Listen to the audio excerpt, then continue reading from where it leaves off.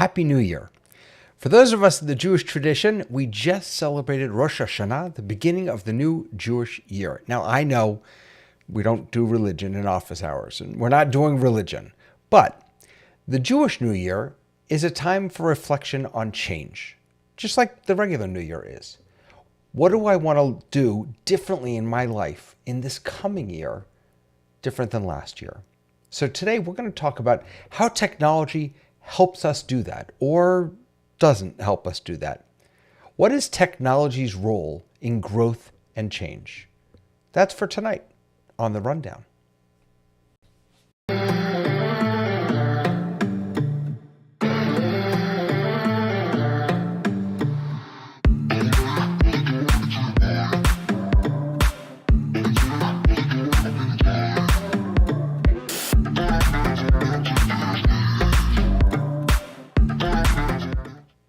Welcome, welcome, welcome. Hello, welcome to The Rundown. Good to see you all. My name is David, and a Happy New Year to you all, if you are celebrating that, or even if you're not. You know what? What's wrong with a Happy New Year? You know? You know who needs a Happy New Year? Someone whose internet is grumpy. Sky, what's wrong with your internet? And there we go. That was perfect. That could not have been timed better. He'll be back. He'll be back. You couldn't script that better. That was fantastic, Sky. You are welcome. Now, back to one. No. So you have grumpy internet tonight, yes? I do. So I'm grateful to be here. Happy New Year, David. I would look forward to hearing all about it. Okay. I'm glad you're here too. And I'm glad on location, Tamra. Hello. I have to unzoom you, Tamra, because you're in you're going to have to unzoom me. You have to help me out. I'm going to unzoom you. Hold on. Wait, your head is incredibly large. Wait, how do I do this? She's getting big-headed. That happens to everybody who goes to New York. Yeah. So, that's Tamra, what happens. How are you? What's going on? Where are you? I am in a New York rehearsal studio where I've been holding auditions all week long, which has been fun and exciting. And I love seeing new talent. And that's what I've been working with is people who just got to New York 8 days ago or who are really just up and comers. And I have had a blast, but I am not office hours portable yet. Ready? I have realized. Hey, you've got that nice mic with you though. I was like, I really want to do this, but I just realized my flaws. So I apologize. I packed the mic. I think that's so exciting that you're doing this in New York. That's amazing. So much fun. So I'm in, it's so loud in here and it's just me in a rehearsal studio in New York City, where my team is in another rehearsal studio doing their thing. And I am broke away here in an echoey chamber. And no, you sound to fantastic. Play us out at the end of the show here, you know. What did you say, Dave? You don't want me to play you out. Yeah. Okay. Oh, that's right, but with hey, the piano. If you listen, they're having musical auditions right next door, so maybe you will get some talented We'll just listen to wafting that. in. We'll just listen to Yeah, that. exactly. That amazing voice was the voice of Dave Troutman. How you doing, Dave? Yeah, I am doing pretty good. Yeah, been busy and keeping up with things. Keep it up. Keep it up. I love it. I'm really excited about this subject today because I think I've been studying about it for 6 months. So Oh, well, there you go. All right, I want to hear about that. And my brother in arms, Tony Mobley. How you doing, sir? I am great, sir. I'm glad to be here, and I'm just curious, what year is it? 5786. Give or take a Fantastic. few billion. I mean, All right. but yeah, it's technically it's 5786. By the way, it was so lovely seeing your nephew on Conversations last night. That was really, really special. Thank you. I'll pass that along Yeah. to him. He'll be happy to hear that. Yeah, really, really nice. And look at this, Mr. Bill Davis. Hello, sir. It is so nice to see everyone in this panel again. It's so I nice miss to you have people you. when I'm not here. How are you? I'm great, and from an old Irish Catholic to you, Mazel Tov. Happy everything. And Bill, I wasn't able to be there, but I watched the 2000th show that you and Tony were a part of, and Yes. that just must have been amazing. It was to think that we started this in the midst of the pandemic purely as a way to not go crazy because the world seemed to be shutting down around us. And I kind of feel almost guilty in a little way because I know how disruptive and terrible it was for so many people. And I am mindful of the fact that we lost a lot of people around us, but finding this community, the community of office hours, made it something that I was not expecting at all. And I have so many friends that came out of that horrible thing. I'm so sorry that everybody had to go through so much, and I feel a little bit guilty, but boy, meeting all of you, I think, was the direct result of that for me, and I will be forever grateful for that aspect for me. Well, and you should know that your role in not just in office hours, but in general, in all of these different shows, has been so impactful. I mean, I watch you as the host par excellence, and genuinely, and I learned so much from how you carry yourself and how you speak. And I know you do this for a living, but I just wanted you to know that those of us who are watching are learning from you every time you do this. So thank you for that. It's incredibly nice of you to say. Thank you so very much. Of course. Mean it. And Lois Richter. Hello. How you doing? I need to. I'm doing. You're fine. short in your cameras thing. I'm gonna. I'm not short here. You're just your. I just meant that your Appears camera's short. a little low. I'm sorry. It wasn't a comment on your stature. It's only a few days before I leave, right? That's what short means, isn't it? Right. So, David, Yes. not only Happy New Year, but today is the first day of the rest of your life, which means every day is New Year's Day. Come on. There you go. You know, there's a teaching, there's a teaching by a guy from the 12th century who asked the question, when should you repent? Just go with me for a second with the religious stuff, right? When should you repent? And the answer he gives is, you should repent one day before you die. But you never know when you're going to die, so you have to repent every day. Exactly. It's such a great answer, you know? Yeah, I love it. All right, but guess what? I've got breaking news.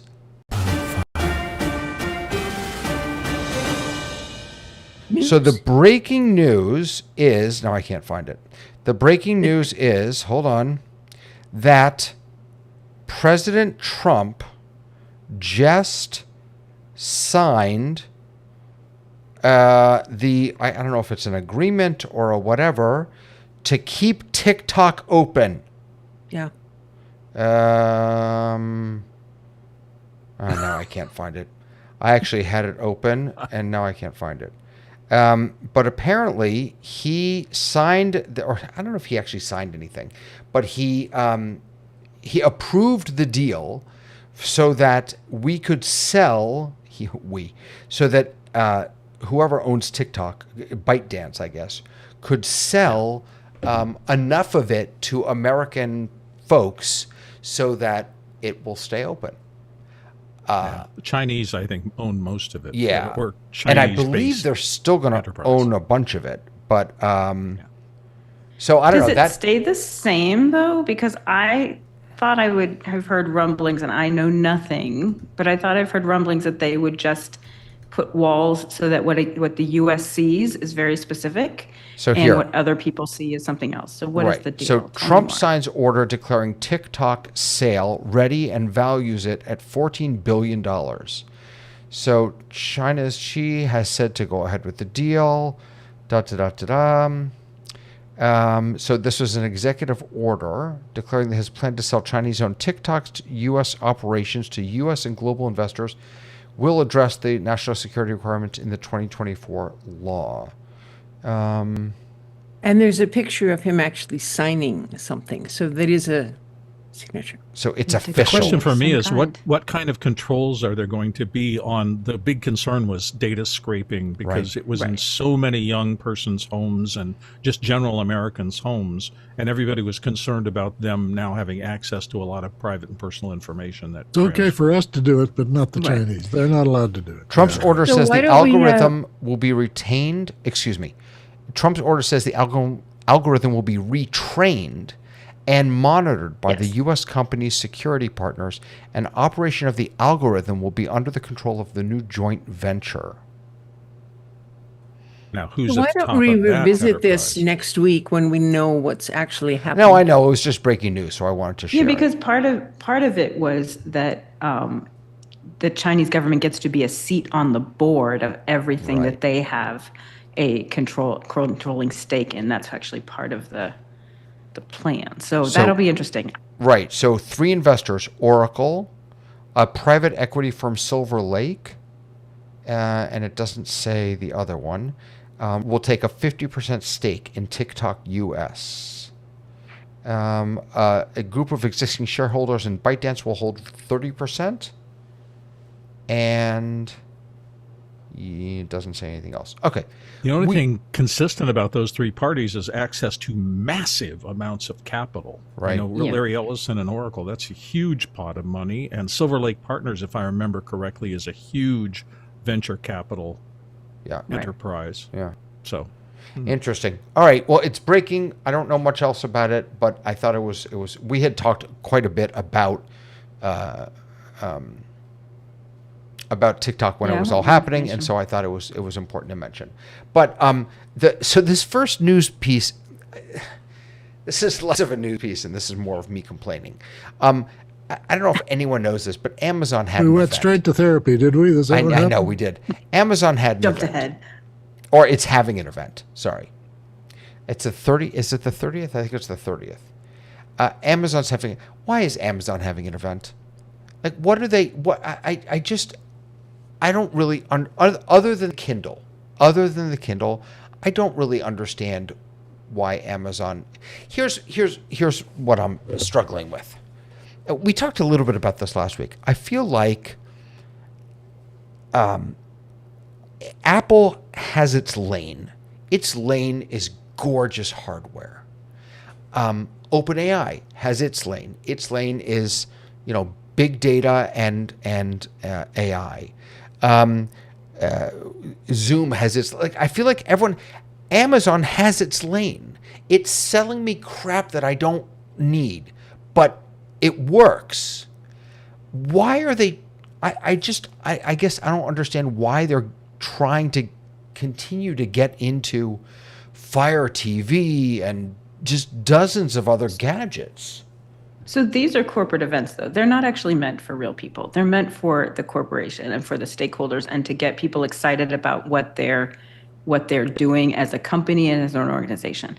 All of these events need to be rethought in 2025 because they're not that interesting in this new day and age. And so these events have happened a lot, and every corporation has these kind of big all hands meetings, and they're becoming kind of more showy, but they've kind of always been that way in a small space. Well, I don't And mind so- the event though, Tamara. What I don't understand is Let me ask the question: do you all use Echo devices or I have one. Alexa I've never device? plugged it in. I mean, None. I don't either. I actually have. I remember I got one of those. I don't even know where it is. One of those sticks. It was an Amazon stick, and like you press the button, and it would automatically deliver Tide or something. I don't remember. Something like that. The instant stick. Instant I do reordering. I do have an Amazon stick that I A use Fire Stick. in a Fire Stick. I have a Fire Stick because I bought very specifically a dumb television because I use it for production. So I have a Fire Stick to get access to streaming. And did you choose that over a what's the Chrome thing? What's that? I stick? have Roku? Roku too. I have Roku. Chromecast. I have all of them. I have all the toys because it's $20. You know what? Here's the thing, David. Everyone in my family has Alexa. I have a ball. I haven't plugged it in. Right. Right. So I think like, we're not using that. The reason I got it was because someone in office hours was like, yeah, I just tell my Alexa to turn everything off. I'm like, oh, maybe that'll be cool. I'll get one. It's on sale. I haven't taken it out of the box. But a lot of people do use them, like regular people use them, not us, right? So I think that a company like Amazon is a large corporation and they have little tentacles in all different areas that are going to make them money. And if you look at any big company, they all do the same thing. They diversify into different areas. Is it feel like a lot more junk? Yeah, but their feeling is if we can do this small line of electronics, this is our area in here. Are they going to compete with Apple for, having gorgeous products? No, that's not where they're going with that, though, I don't think. All right. Yeah. I don't know.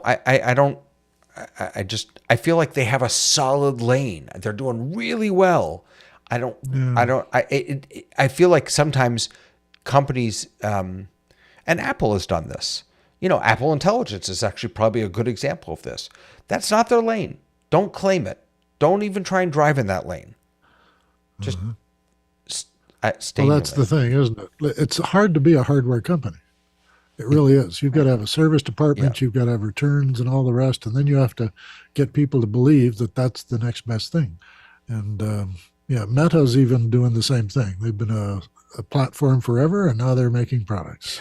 But So they all look at Apple's example, and Apple started with the hardware and went to the software, and these guys are going from a platform down Right. to the hardware. And Meta there's that. with Meta, I feel like they're picking a lane, which is glasses, which no one else has done. But So when they moved into that lane, people said, "Oh, stay in Facebook. That's where your lane is." The idea of being a solid business, and I'm not on any business side or others or off side, whatever. I'm just saying that your job in developing new things is to try to get new things out into the market Yeah, I and guess so. find the next thing. And you are doing. I can speak of it from development, from a creative side. You are guessing what people are going to like 5 years from now. And that's a guess. And so the stuff we're seeing now is actually stuff that's been in development for a long period of time. yeah, go ahead, And- Lois. And I'm there's sorry. there's that old saying, don't put all your eggs in one basket.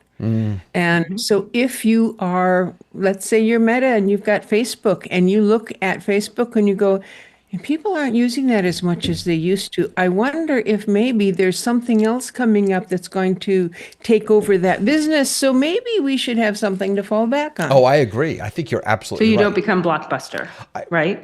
Well, I think you're Yeah. absolutely right, Lois. I just think that I think for Facebook, they're making. I don't know if it's a good choice, but I think they're making the right choice. I don't think Facebook is the future. For Amazon, And I don't think Amazon is the future either. I mean, I think it's good that they're diversify. diversifying. Thank Right. you. The other thing is the investment class on Wall Street. They've always been obsessed with growth. It's not Right. how good are you now. It's what are you going to be in the next quarter and the next quarter, and why didn't you hit your growth estimates for the next quarter? So you can't just be really good at something and keep doing it. You've got to find ways to get new revenue in all the time. We could always ban quarterly, just get rid of quarterly. Yeah, that wouldn't That be would be nice, nice. but that's not the way it works. Yeah. What have you done for me lately? Speaking of making money, someone is not going to be making all that much money. So, a federal judge in California preliminarily preliminarily approved a landmark $1.5 billion settlement in author's copyright claim against Anthropic, making the first major resolution among lawsuits over AI training on copyrighted works. Judge William Alsop deemed the deal fair pending final approval after earlier questioning following his June finding of fair use for training, but infringement in Anthropic's storage of over 7 million pirated books. Now, we had talked about this, that a while back. This is, by the way, an article from Reuters, that there were two different pieces to this. One is that if you're using things that are out there on the internet, fair use, that's fine. But apparently, for some reason, they have 7 million pirated books that they've been using to train their AI. And they got, 1.5 billion is, maybe for those companies, it's not that huge, but coming out of my pocket, that's very significant. My you'd say guesstimation it's is that supporting every making a person lot of holding a money. copyright will get $7.95 in their check. Right. What's it Lawyers going get to? the rest. Who is it going to? So that's a good The question. lawyers. It's right. The lawyers, exactly. It's right now. It's not going to anyone, but it's. Let me see. The Doesn't writer's say. allegations echo dozens of laws. It doesn't. It's a class action. Here we go. Bartz, Graeber, and Johnson filed the class action last year. Let's see if I click on the class action, if that actually tells me how many people there are.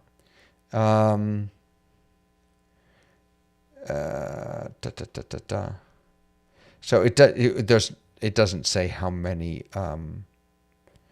but it is a class action lawsuit. So presumably there are hundreds, if not thousands, of people who are part of this. I am curious if it were corporate espionage, in the sense of, all of a sudden this information shows up. Oh, Well, but don't I remember reading something about back in the early days of Amazon when it was a bookstore that they started, and I don't know if it's them entirely, but they started just scanning books. They just started like buying them by the metric ton That was and Alphabet, feeding them yeah. into these machines to scan everything in terms of the data. So who knows?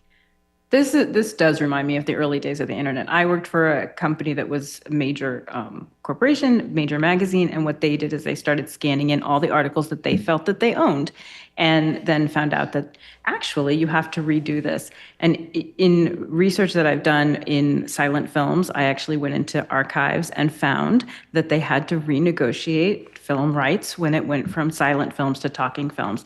This is what happens when we have a new technology. And unfortunately, sometimes that means that what ends up being the result is really boring things. In the very early days of the internet, corporate web pages were so interesting and fascinating, and then they became super corporate and flat and boring.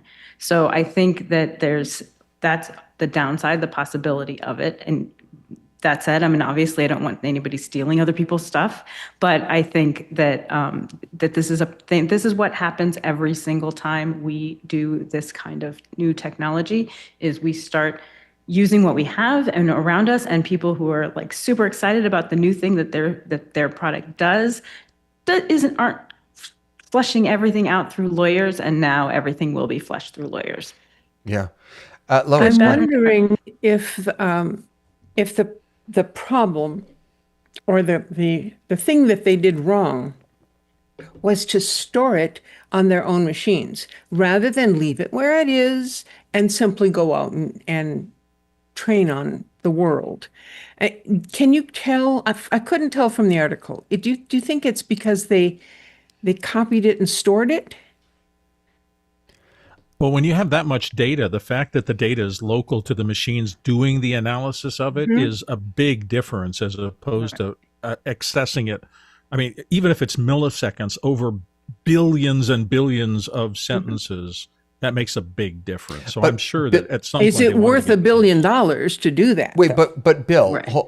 are you saying it makes a big difference in speed, or in what respect does it make it? It doesn't make a big difference. I can't believe that when they started assembling these large language models, they wanted anything but the fastest ingest of billions of terabytes, well, not billions of terabytes, but massive amounts of data. They wanted to get it in quickly. So it's just like, I have a drive and I plug it in through a bad connection and suddenly it's going so slow. And I go, well, let me get it out of that and get it into a FireWire or something else that gets it faster. I can't handle it being this long, even though it's 1,000 times faster than I could do it typing it in. But I always want it to be faster. Right, but I'm not convinced that that's what's at issue. I don't think what's at issue, Lois, was it local or in the cloud. I could be completely wrong here, but my gut is what's at issue is you are making money off of my work that you are not paying me, that you didn't pay me for.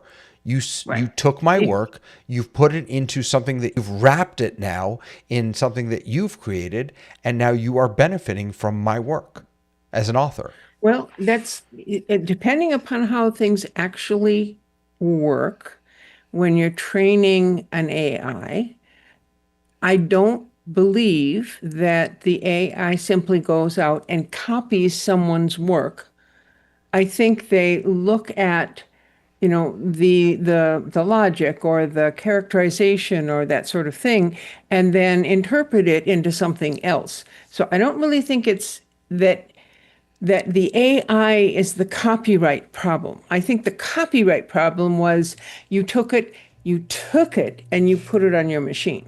I think that's the copyright. I think that's what they're getting people on, because the truth of the matter is whenever these things start, and remember, we're seeing something after it's been in development. When this kind of stuff started, it started with people who were geeky technicians talking in a room who were like, what would be cool if we could do this? And then they start doing it, and then it gets bigger. And by the time we get it rolled out, all of these things have just kind of happened along the way, and then they become arbitrated in court.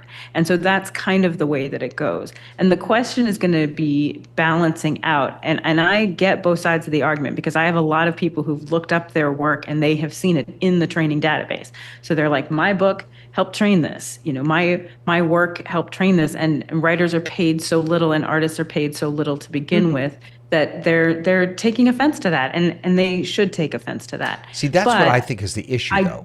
If I find an image on Google search and I download it, a copyrighted image, it doesn't matter that I downloaded it, that it's held locally on my machine. What matters is what I do with it. And so, if I then pawn that off as my own. But I think it comes down to intent, and I have a feeling that where they're getting people on intent is that you have it on your machine. So then you intended to do something for it. That's what I mean. I'm not a lawyer, so. Yeah. So I remember when the internet was young, and all this stuff was new, and in order for you on your machine to see something, you see a page of text, you see a screenshot of a picture, whatever it is, in order for you to actually see it, the image has to be transferred to your machine and on your machine, however temporarily, and then is presented to you by your machine on your screen. So in order for you to see anything on the internet, it's a copyright infringement. When we first started, that was the problem. And that was people were getting all upset about, can I, can't I? And the younger folks went, well, in order to use it, you have to copy it. So obviously it's okay. And then there were all the laws that got changed about copyright now that we're in the digital age. So it's not settled. So I want to bring up a comment from Vic, and I totally agree with you on this, Vic. He says, I'm conflicted. If humans can read every book in a library without paying for individual books, why can't AI? Look, I have written a book. I promise you there is not an AI in the world that's trained on it. I guarantee you that. But if there was, I would want it to train on. Like I want my voice to be a part of that. I don't. That's not stealing to me. That's also, let's just be clear about how libraries work, because even though it's free for me to go and buy that book, the library actually pays a higher rate for that book, and they pay per a certain number of checkouts. So your ebooks that you borrow from them, they actually have a time limit on them. That's why sometimes you're in a hold. So the libraries do pay for those books, and a significant amount of money that goes to writers comes through library sales. And we Because a pay for regular the book might libraries be through our taxes. $6, but it might be $150 for Right, the and we library. pay for So the that's- libraries through our taxes. So that's why Right. we're allowed to go in and borrow books. That's, But it's very different than this, though, right? Because someone has paid for that book to be read and accessible to people to read it for less money or for no money. So it's And a there little should be bit different. We controls. can't quite compare it to libraries because libraries actually pay for the materials. all right, Just because Dave, what do we you get think? it for free. Well, I was actually going to bring up that point. So, yes, having dealt with the library board here, yes, they pay an enormous amount of money to have huge Lot of money. libraries where people can come and borrow them, bring them back. They try not to damage them. They replace them a lot. And they pay the author and the publishers a significant rendering fee. And it's based on booking. If your book never gets taken out of the library, they aren't paying much of a fee for it. But the very popular books or the newer books, they have lineups waiting to use them. So it's a different thing in that sense. The AI is borrowing from a lot of books to give you the answer you asked for. So it's not quoting directly from a book, but it's drawing its information from the book, adding it to other information from other people's work, and maybe some visual work or maybe some famous work.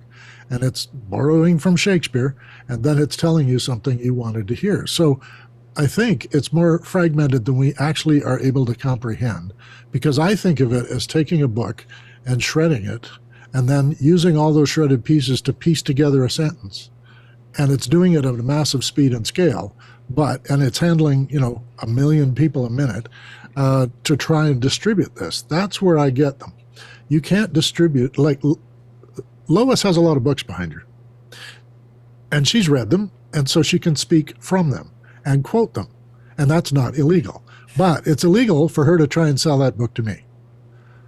That's all there is to it. If I'm going to sell... But she could information- charge you to attend a class at which she teaches what she has learned from those books. Yes, because that's not... Right. To me, that's exactly what's happening with AI. We're attributing it, and the AI doesn't do it. That's And I'm not attributing it when I watch a video and I go, oh, that's a good point, and I'll add that to my a teacher my may or may not presentation. attribute it. I mean, I sometimes Yeah, quote but people. academic integrity says that they should. Whether or not they do does not. So maybe, and so- that's what we're so- talking about here, right? So all We're these talking about authors would be integrity. happy without their 1.5 billion as long as they got attribution. Oh, They're yeah. going to get 16 cents. No, they want the money too. They want the money too. Yeah, Well, I this is think we're, what we're they not going to want solve is this. They want people to read their book instead of reading something extracted from their book and given out as somebody else's work. Oh, this is from the Right. AI. Absolutely. Yeah. Just to make it even weirder, because I'm so involved in audiobooks right now, the last time I went to my local library to get a library card because I had something I needed to do with it, I realized they have audiobooks there. And so they don't buy any real thing. I mean, the whole thing is virtual, right? The audiobook comes in digitally into a computer there. You give them your library card. They allow you to download it onto your computer. And it's all bits. There is no thing behind this. And I don't even know where that fits in this discussion. It seemed weird. But even that audiobooks are licensed. And so they buy a book and they say, oh, I want Bill's book. And they buy it for 60 checkouts. And if they want it after 60 checkouts, they buy it again. So it's licensed the way we would license TV or we would license anything else. I agree. It's just, it seems to me that we've taken the product out of distribution of products. Right. Yeah. And it's now purely and I have found this to be weird. When I had a lot of subscriptions, I would find the same movies on 4 different subscriptions, and I'd have to think for a moment going, well, if I download this off that one, I've already paid for it, but it's pay-per-view over here, and it's also somewhere else on a feed, and I'm going, why am I getting 3 copies of the same movie in my feeds? on different services. It's In some you ways, can I have feel like 3 library cards and have the same book that you can check out from. And Right. in fact, I do that all the time. I'll be working on a series and I've got 1, 2, 3. Wait a minute, number 4 is there. Oh, they don't have number 4. I'll go to a different library that I'm part of and look for their ebook. Oh, yeah, they got number 4, so I'll read that over there. So it's still somebody's work, whether it's electronic or it's paper, still somebody's work. well, we're not going to solve this now, and luckily we don't have to. There are judges taking it up, but I am going to push us forward a little bit. So, as I mentioned, yesterday and the day before was the Jewish holiday of Rosh Hashanah, and that is.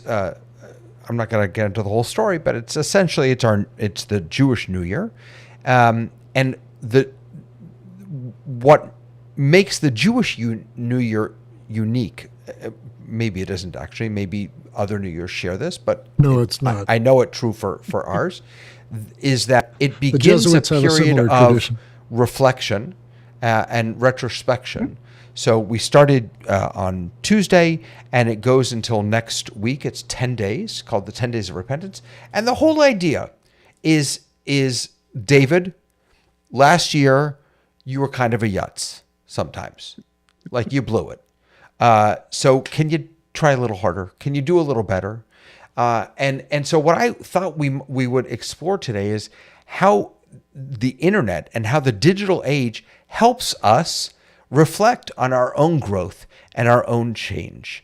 Now, certainly there have been, there are lots of apps that will try and help us lose weight and calm down, and Headspace and Noom and learn new languages.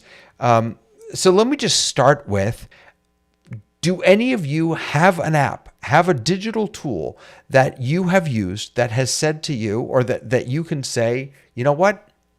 This has really helped me change. Sky, what do you think? I just took 3 different personality assessments this week from 3 different groups to try to triangulate. As also, I'm going to throw them all into an AI tool and see what it synthesizes who I am, because my voice does not sound in my head as it sounds in your ears. So consequently, I'm looking for these reflections of these different tests. And what's fascinating to me is I found out there are other people than me that think different than I do. And I know that sounds silly, but I think that's the challenge we're living in right now, is everybody thinks the way they do. And that's what this assessment has allowed me to perceive is I have unique qualities, and I do a certain thing in a certain way in a category. This test shows me this in this formula in my emotions. This test looked at it as a concept of how am I going to get a job in the future.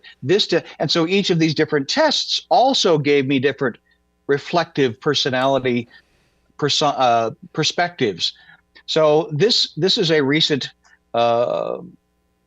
ability. We used to take the Myers-Briggs. We would have to fill out the forms. We'd have to have somebody synthesize it for us and then come back with a counseling, which I would still recommend. But we now have access for $9.95. We can take one of these assessments. And now what do you do with it? Just like a good diet book, it's up to you to figure out how to use it. Yeah, that's fascinating. I had to do one of those. I have a coach in Hawaii who has been working with me and a few of my teachers, and he had us all do those assessments, or assessments similar to those, to really learn about ourselves. Yeah, Bill, go ahead. Did you do the Clifton Strengths one? It was the Clifton. That's exactly what it was. The Clifton Strengths Can both be done online, and take your results and you pop them right into ChatGPT, and it is fascinating. Yeah. Yeah. Yeah, It you was can the do both Clifton of those Strengths. on It's it. so funny that you Clifton mentioned it. Go ahead, Strengths is Bill. fantastic. Yeah. I love it. Bill, Yeah, for me, the single most effective thing that came into my life during that piece was my Apple Watch, and specifically because of the fitness app that is on. And it astonished me in the first few months I had it, because I intellectually know those stupid rings mean nothing. They're little bits on a thing, and they have no relationship to anything. But I found myself, simply because, as we sometimes say on the show, what you track starts to matter to you. I found myself obsessing almost on closing those stupid rings. And as I delved far and farther into that, and this little voice inside me kept saying, you haven't closed that ring for today. Can you do that? I got healthier and healthier. Wow, they got to you, Bill. They got to you. It has. They totally reprogrammed my thinking. And I'm 64 pounds down from where I was after the pandemic. And I think I'd assess 50 to 75% of that to this dumb little thing that I can dismiss intellectually all day long as meaningless, but it turned out to be meaningful for me. Wow. Go figure. That's amazing. That's Yeah, fantastic. I agree with that. Yeah? It's Tamara, gamification. Do you I also do. use the So watch? I came to the Apple Watch party super late. As a matter of fact, I'm like 9, Apple Watch 9, and I can't get rid of it because it does my oxygen level, which is actually really important to me.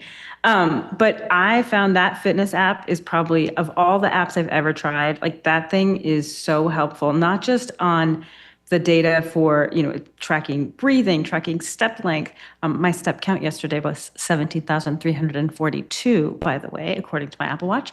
Well done. But I think it's really helpful. Like, I was really struggling this summer, and I was just like, gosh, I am worrying about everybody else, and I'm helping everybody else. And looking at this watch, my numbers are so slow. I was going, being a caregiver, trying to work places, and I was like, I'm going to make a commitment to really fix those rings. And it's true, Bill. Like, I agree with you. There are times when I'm like, you just have 7 minutes left. You just go walk around the block and get that ring closed? And that is super helpful. And we know that tracking what you eat, tracking the things that you track, then that is a way for things to change. And that's really what these apps do. They give you a way of changing what you do.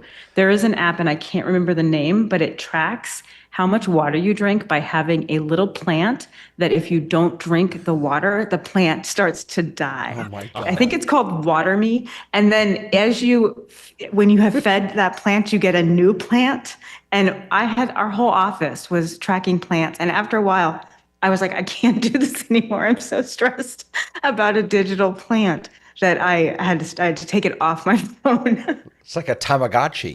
Reminds me of the Tamagotchi. Exactly. Yes. You know what? I don't know. Maybe there's something wrong with me. I have an Apple Watch, and I have managed to never look at my rings. Like, I don't even, honestly, if you told me that, I don't even know where to find them.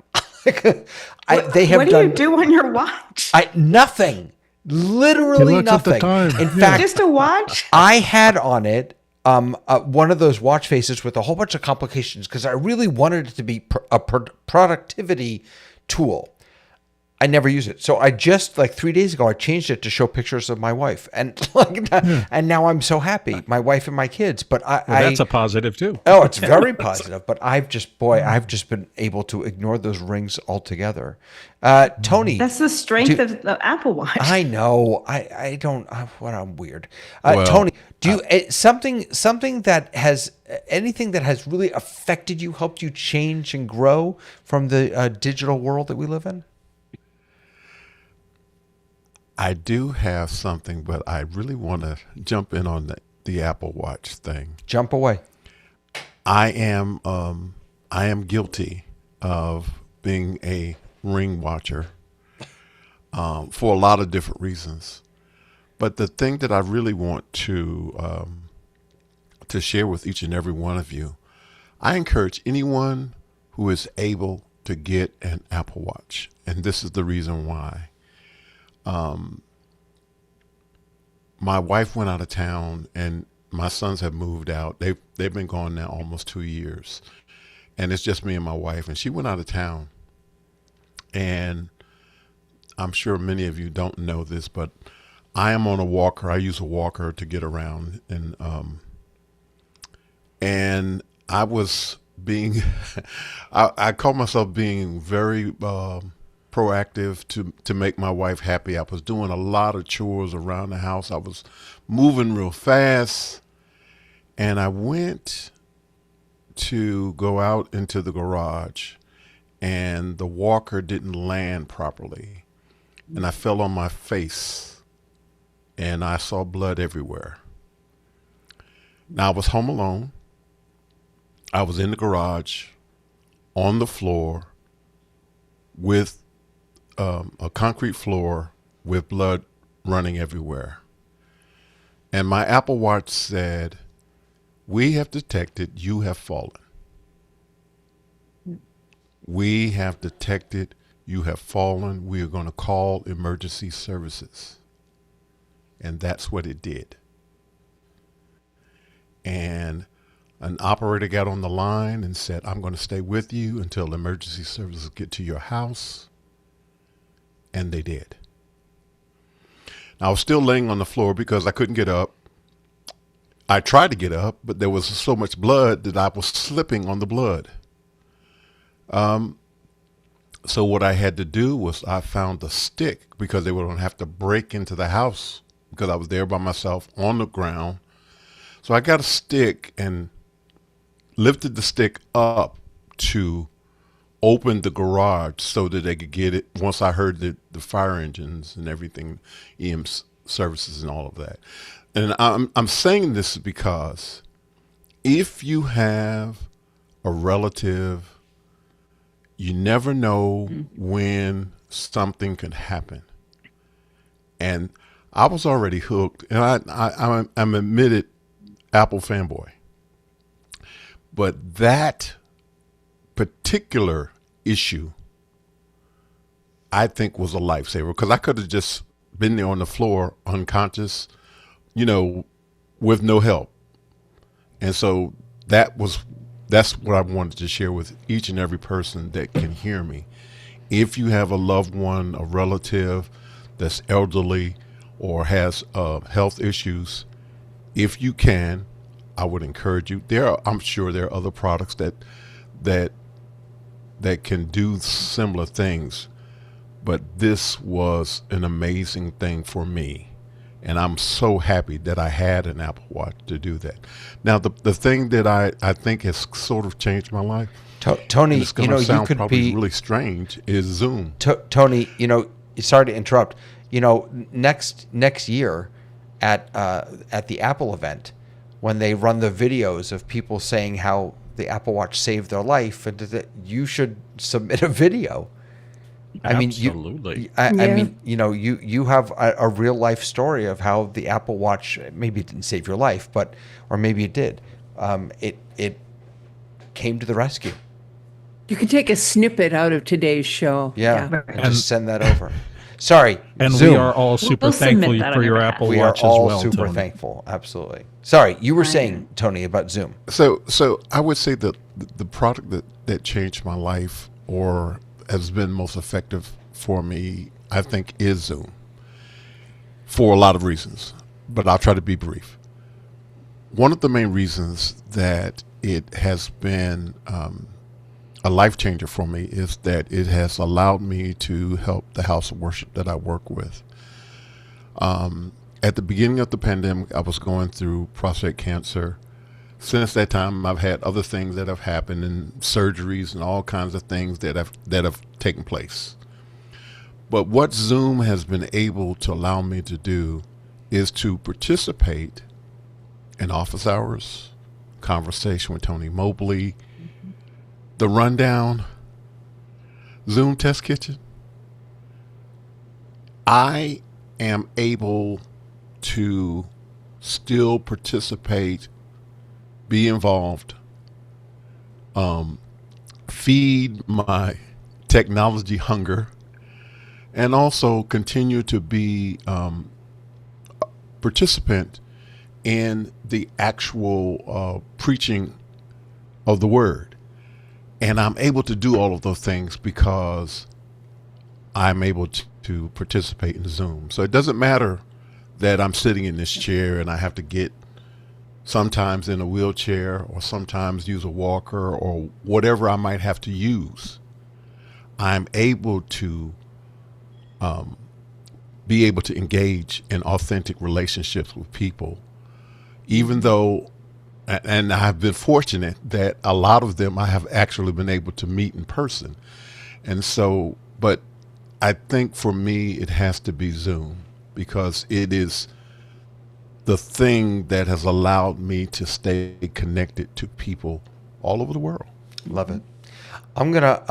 I want to give Sky a chance and Tamara, because I think you both have to jump at the top of the hour. Is that correct? Yep. Okay. So Go ahead, Sky. I can stay a little longer. Sky, I've had my chance. you're good. I jumped on the internet in '84 with the Apple.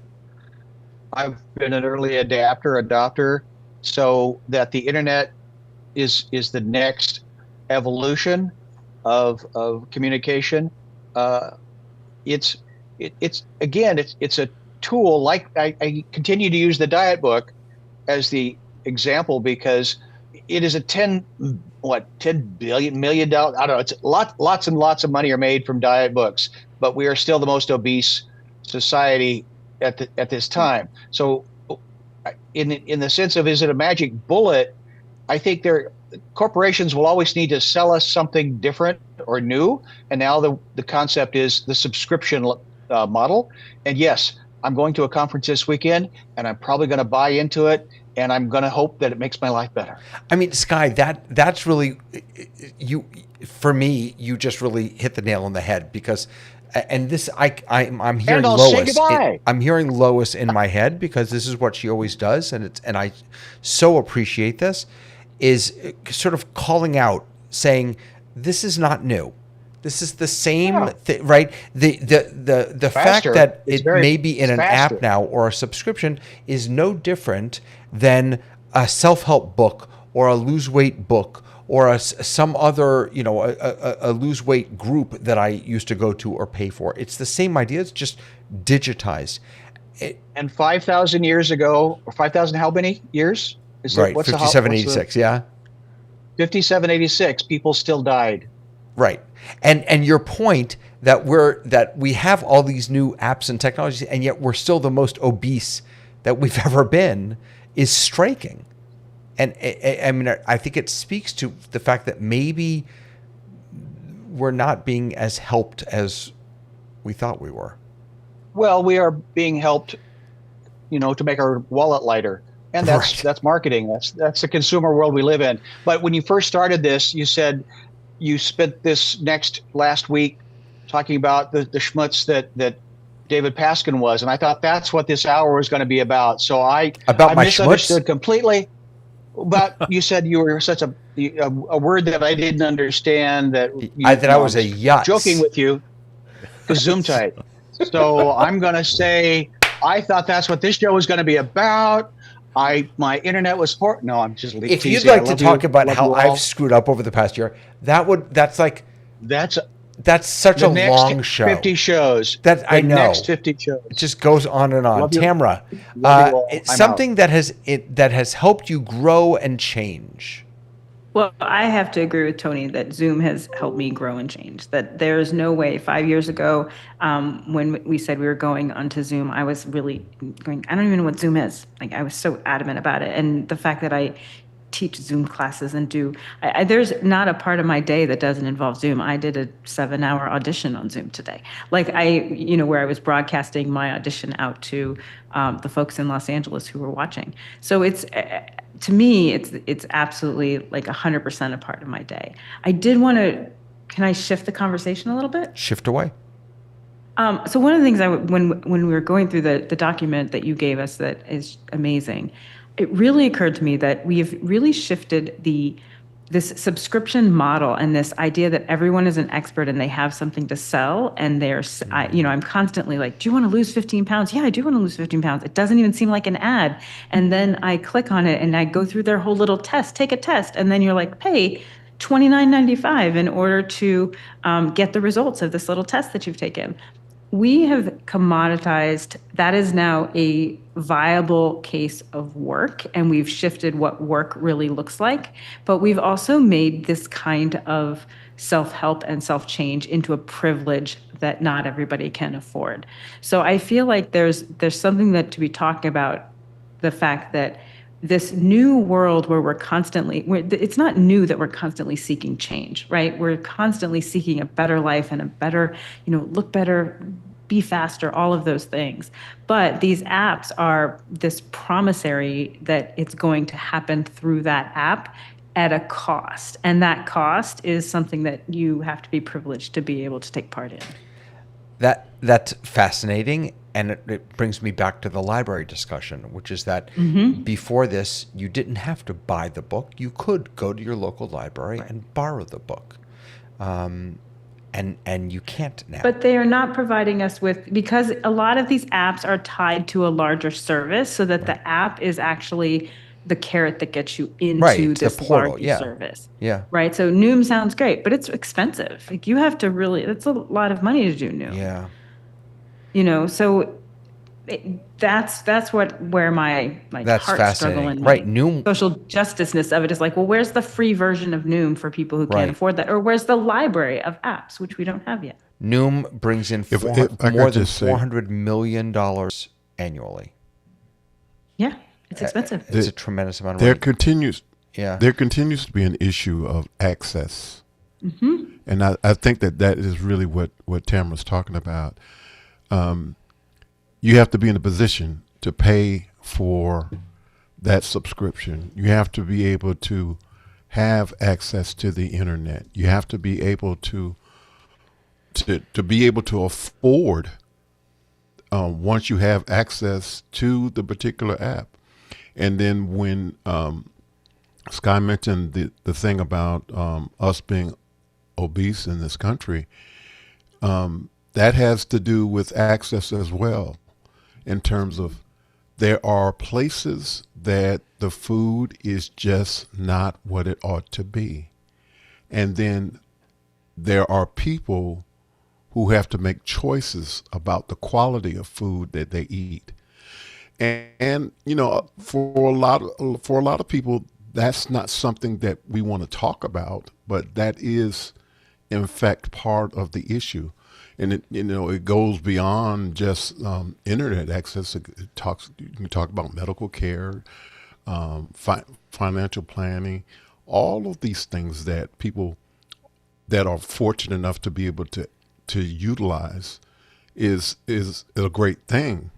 But we have to understand that there is a segment of the population of the planet, not just here in the U.S., that just don't have access to certain things. And that because they don't have access, it makes a difference in the quality of life that they have. Yeah. Junk food, that whole idea of the poorest people get the worst diets. The diets that blow them up and make them heavier. I mean, it's the people who can't afford fresh things that are most suffering for this. I'm 100% behind what you're saying. To pay for a service or an app or anything else to lose the weight that the huge food conglomerates packed on you by stuffing sugar and excess fat and all the things that taste great but are not particularly healthy for you. That's a tension that is very hard to get around across the world. We're seeing that everywhere, I think, in the world. We're doing a Lois. I'm going to throw it to you. We're doing a in my school. We wanted to sorry, I'm just turning this camera off. We wanted to have healthier snacks for our kids. And we were last year spent about $6,000 on snack food, and it was graham crackers and pretzels and stuff. And this year, in order to get fresh fruit and vegetables and things like that, we had to find someone to donate an additional $10,000 just so that we could provide healthy snacks to the kids, because it's so much more expensive. Lois, thank you so much for being patient. I'm sorry. Well, all right. For those of you who are old enough, think back way, way, way back before the internet existed. You got that? We're talking about 1980s, earlier. If you thought that you needed some counseling assistance, you needed some help in doing something about some part of your life, what were your options? Well, you could go and find an expert on whatever that was and go to a counselor and pay for it. When the internet came out, there suddenly was a shift, an expectation that you get everything for free. Now, we used to pay for everything, but now you just get it for free. Well, it's not free. You pay for your free stuff on the internet with either hidden costs or being lured into something that eventually will cost you money, or giving up your information or whatever it is so that they're getting something from you. So when we talk about, here's an app, take this test, it'll tell you what to do. We'll give you 3 free 28 days worth of exercises so that you can lose your weight. It's not. Don't trust it. It's not what it says it is. And that's, I think, the big thing. I wouldn't mind paying a little something if I thought that the people doing it were honest. And so I'm more apt to go to my local community senior center exercise class than do something on an app. I'm more likely to talk to my doctor. And if I can't afford a doctor, well, there are free clinics and things like that. But I'm more apt to go for a human than an app. I don't trust him. I know I'm a Luddite, but I don't trust him. Tamara, I don't want to kick you off, but I do know that you have to go. Anything? I do have to go. I'm so sorry. No. And I couldn't type it in the chat. Anything else you want to before you jump off? No, I'm off. I'm mixed about this too, because there are things that I love about my apps, and then there are other things that I'm like, is this taking place of something else that I should? Gotcha. All right. Thank you, Tamara. Have a great week, guys. You got it. Dave, what do you think? Well, you talked about Bill inspiring you. Well, he dressed up for this, so he's improving. Lois has a better camera these last few weeks, so she's improving. Tony's feeling much better every day, so he's improving.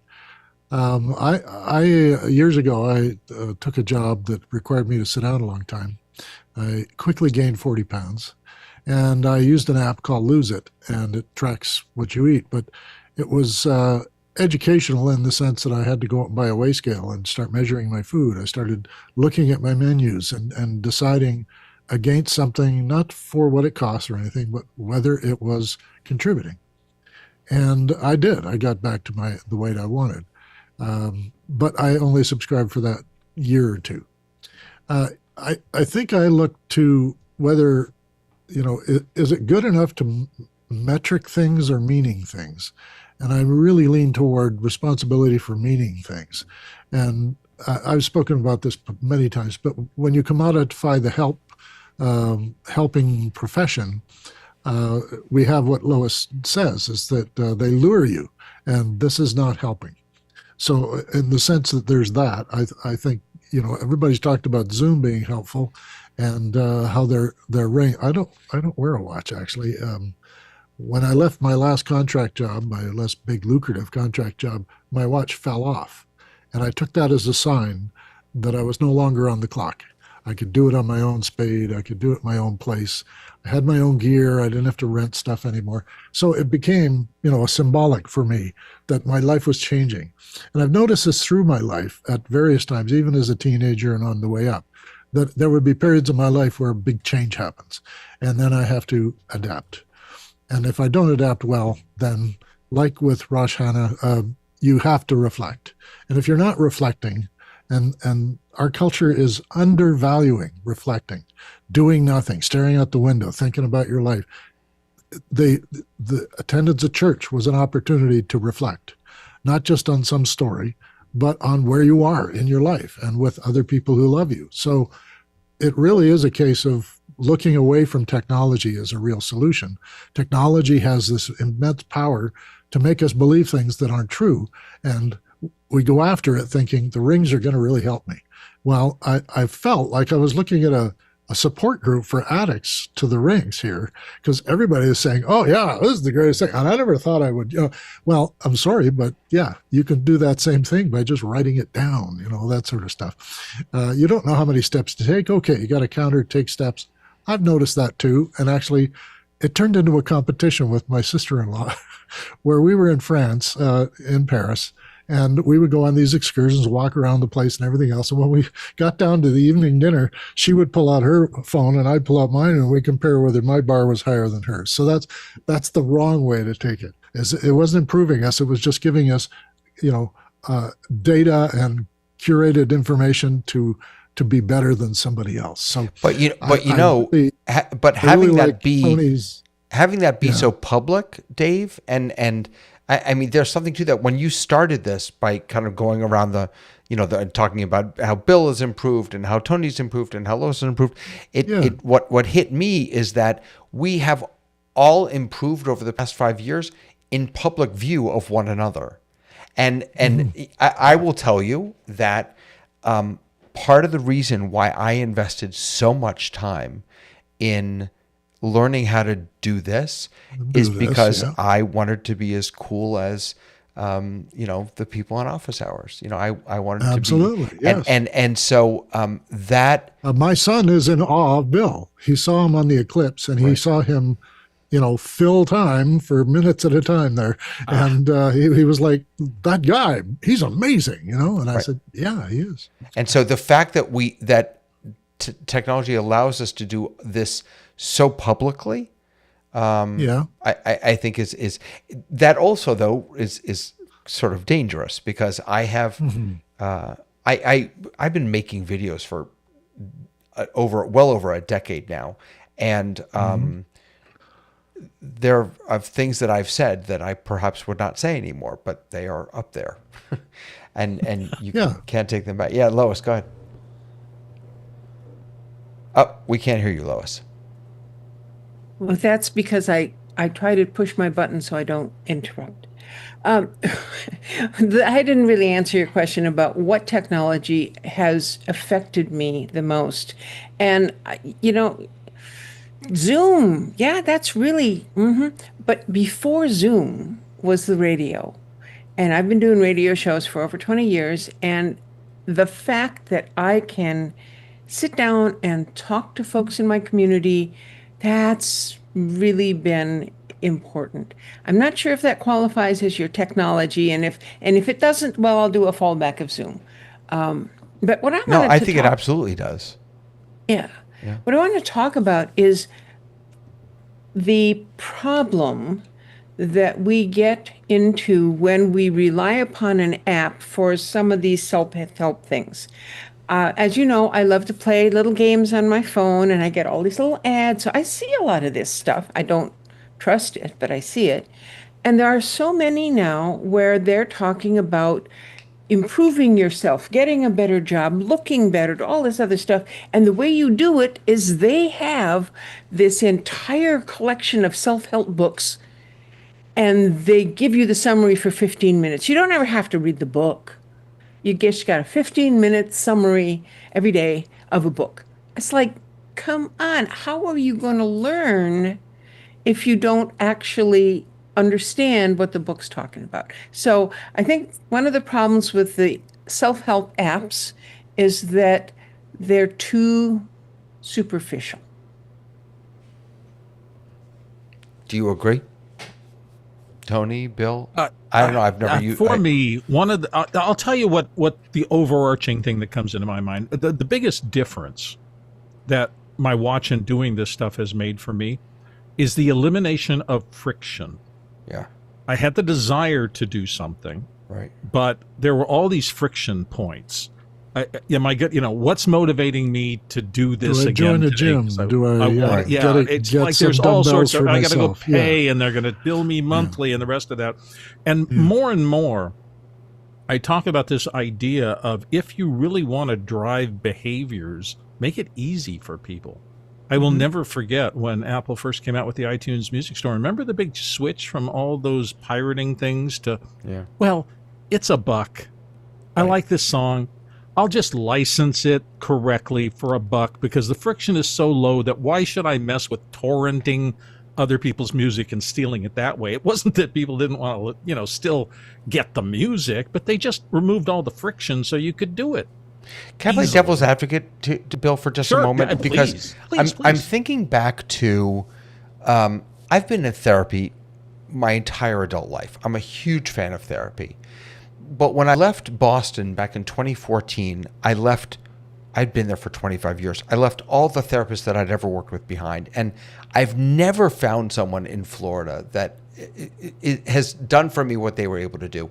So a few years ago, I tried BetterHelp, which is an online tool. It did not work for me at all. Now, the thing about BetterHelp is that the friction is really low. I could do it from anywhere. I could do it on my phone. I think for me, and I can only speak for myself, in addition to, the fact that, this is all office hours fault, is that I looked at a guy on the screen and he didn't sound good and his lighting wasn't good. And the poor therapist just wanted to help me feel better, but I was criticizing, his framing. I hear you. But I think that for me to really get the most change and growth out of that experience, I needed more friction. I needed to be forced to actually buy into it. I needed to leave my office or leave my home, get in the car, go to an office, pay the bill. I think there's sometimes something to be said for if making it a little harder so that people take it a little more seriously. Well, it's the classic thing of, do you have skin in the game? Yeah. But That's right. You're right. Often, if you don't have any skin in the game, you can show up or not show up. Who cares? You're right. That's what I was trying to say. Yeah. No, but they do recognize that it doesn't stick unless you commit to it, and that's you can do a commitment in many ways. And I guess I guess that for me, the BetterHelp option was just too easy for me to not commit to. So it's easy to get into something, as Bill described, but it's also easy to fall out. Yes, absolutely. Thank you. Very well said. Yeah, and there has to be that synergy, because the technology comes along that you can get access to and that just lights up your brain somehow at the same time that you notice the problem and you want to be dedicated enough to take care of it. And then it puts you on the pathway to suddenly you start getting those little neurotransmitters to go, oh, wow, I'm actually down 5 pounds. Yeah. Oh, wow, wait a second, that belt I can lose a notch on. And you get all these other ancillary things that weren't part of what you expected, but they're just little boosts. Yeah. And that's what causes. There is also the thing about, if you don't pay for it, it's not worth anything. Right. When I had clients, my company was the organizer, and when I'd have clients, then they'd be starting a new job, or they'd be starting their own business, or they'd be doing whatever. And I'd say, so how much are you going to charge per hour? And they'd tell me the really low. And I go, no, you have to charge more, or people won't take you seriously. Right. They'll think that you must not be any good because you're below market price. And so part of that, I think, is an age thing, because modern days, everybody expects it to be free. So paying anything is a lot. You're right. And younger folks are okay with, and by the way, I'm not a younger folk, but I'm with them on this. They're okay with their data being the price that they pay. I've bought into that fully. For better or worse, people can get angry at me, but that's absolutely where I am. One thing that has absolutely made me a better person is knowing all of you and spending this time with you every Thursday. And I'm so grateful to all of you, to Tamra, to Sky, to everyone who joins us. I'm really thankful to Vic. Vic, you've got to come on as a panelist one day, my man. You're I mean, your comments are just so rich. And Dahlia, hi Dal, it's my daughter, she's here, and Ike is here. Really grateful for everyone who's watching and listening. I am Fatness, good to have you here. Gary, thank you everyone for being here, for watching, for being a part of the conversation. Next week we are not having a show.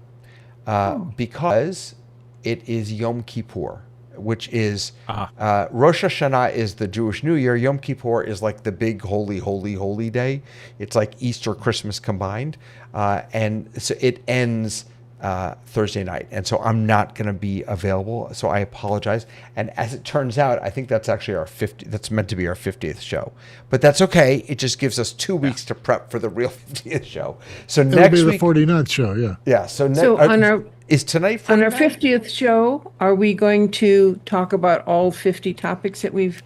No, that wouldn't work. Yes, No, in a row. we should just, Exactly. yeah, right, yes. You all get 38 seconds. 38 seconds per topic. So next week we'll be off. The week after that we'll be back, and I'm just grateful for the way Spend you time all have helped me reflecting. grow. Thank you, everyone. Yes. Have a lovely. Thank you for the platform. Oh, thank you. Have a lovely, lovely rest of your night. Take care, everyone. Bye.